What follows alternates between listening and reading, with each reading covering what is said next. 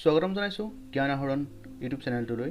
আজি আমি ভিডিঅ'টোত 14 জুলাই তাৰিখৰ কেইটামান অতি গুৰুত্বপূৰ্ণ কাৰেণ্ট এফেয়াৰ্ছৰ বিষয়ে আলোচনা কৰিম, গতিকে আপোনালোকে ভিডিঅ'টো সম্পূৰ্ণকৈ চাব।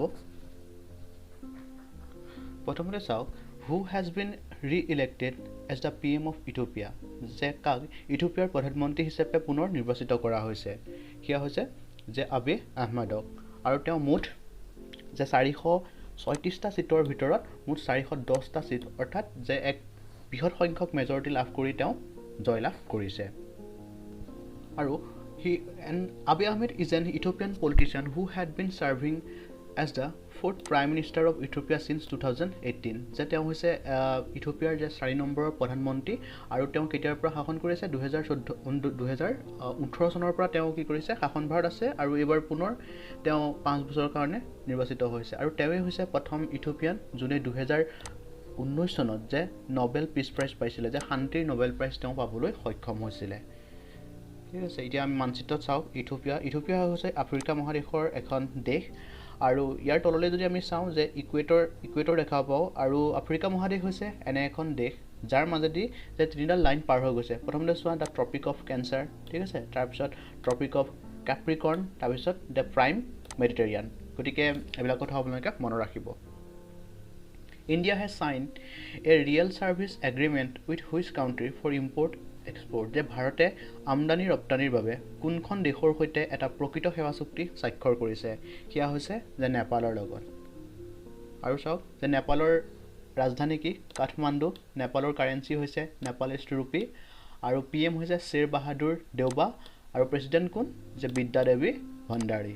ঠিক আছে, আৰু যদি আমি চোৱা ভাৰতৰ মেপখনত চোৱা যে নেপালে আমাৰ ভাৰতবৰ্ষৰ কোনকেইখন ৰাজ্যৰ লগত সীমা শ্বেয়াৰ কৰে। প্ৰথমতে চোৱা উত্তৰাখণ্ড, ঠিক আছে, তাৰপিছত উত্তৰ প্ৰদেশ, বিহাৰ আৰু ৱেষ্ট বেংগলৰ কিছু অংশ শ্বেয়াৰ কৰে, লগতে ছিকিম। মুঠ 5খন ৰাজ্যৰ সৈতে নেপালে কি কৰে, আমাৰ বৰ্ডাৰ শ্বেয়াৰ কৰে। ঠিক আছে,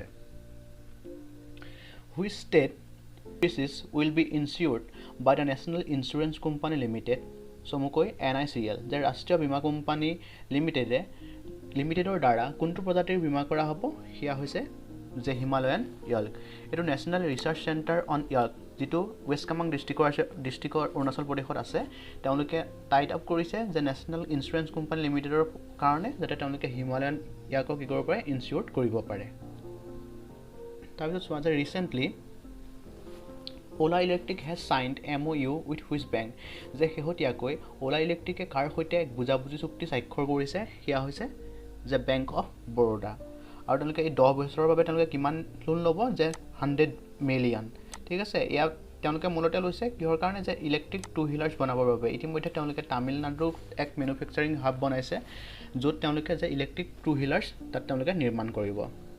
আৰু বেংক অফ বৰোদাৰ কেতিয়া ফাউণ্ড কৰা হৈছিলে, 1908 চনত, আৰু ফাউণ্ডাৰ হৈছে ছাজিৰাও গাইকৱাড। ঠিক আছে, আৰু ইয়াৰ হেডকোৱাৰ্টাৰ ক'ত আছে, যে বৰোদা গুজৰাটত আছে, আৰু হাসমুখ অধিয়া হৈছে চেয়াৰমেন, আৰু MD আৰু CEO হৈছে সঞ্জীৱ চাদ্ধা। ঠিক আছে, তাৰপৰা চোৱা, who has been selected for the Bahrain Keraleeya Samajam literature award 2021, যে 2021 চনৰ BKS যিটো লিটাৰেচি এৱাৰ্ড, তাৰ বাবে কাক নিৰ্বাচিত কৰা হৈছে। সেয়া হৈছে ওমচেৰি NN পিল্লাই, আৰু তেওঁক কিহৰ বাবে কৰা হৈছে, যে তেওঁ মালায়ালম ভাষা আৰু সাহিত্যৰ লৈ তেওঁ যি অৱদান, তাৰ প্ৰতি লক্ষ্য ৰাখিয়ে তেওঁক এই সন্মানেৰে সন্মানিত কৰা হৈছে।